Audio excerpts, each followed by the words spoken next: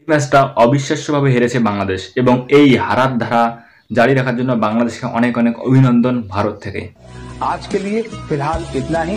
आपकी तरह मैं भी मायूस हूं। বাংলাদেশ আর ভারতের ম্যাচ হবে তখনই ফেসবুকের মধ্যে ডাঙাডাঙি মারামারি কাটাকাটি অবস্থা, কিন্তু যখন ফিল্ডের মধ্যে যায় বাংলাদেশের প্লেয়ার তখন তাদের অবস্থা ঠিক এরকম হয়। কিন্তু বাংলাদেশের মানুষরা কখনো শুধরাবে না, কারণ কালকের ম্যাচে আমাদের ক্যাপ্টেন রোহিত শর্মা বাংলাদেশের প্লেয়ারের জুতোর ফিতা বেঁধে দিয়েছিল। এখন পাবলিক বলতেছে যে এটা নাকি তাদের নৈতিক জয়। আরে ভাই, মান সম্মান রাখ, কমন সেন্স রাখ, মানে নিজের মানবিকতা একটু রাখ, না তোরা সেটাও রাখবি না।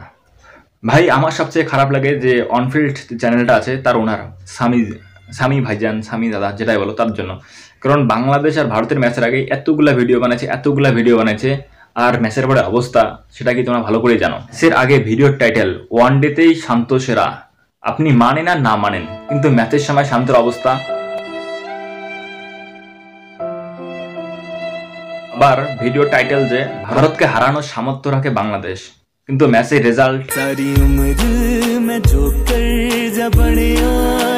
কি বলবো। আর বাংলাদেশের অবস্থা, যদি তোমরা আরেকটা ভিডিও চাও তাহলে পার্ট 2 কমেন্ট করো, আমি আরেকটা ভিডিও দিয়ে দেবো যেখানে অন্যান্য বলাররা শুধু ব্যাটসম্যানের 3টে স্টাম্পে দেখে, সেখানে আইসিসি চ্যাম্পিয়ন মোহাম্মদ শামি সেখানে 3টে স্টাম্পের জায়গায় কি দেখে জানো?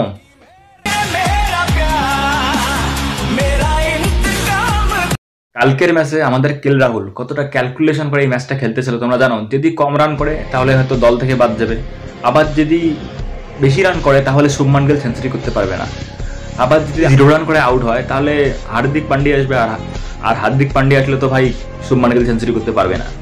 তো বাংলাদেশে যদি পাগলামি কাণ্ডকীর্তি নিয়ে আর একটা ভিডিও চাও তাহলে আমাকে পার্ট 2 কমেন্ট করো, আমি অবশ্যই নিয়ে আসবো।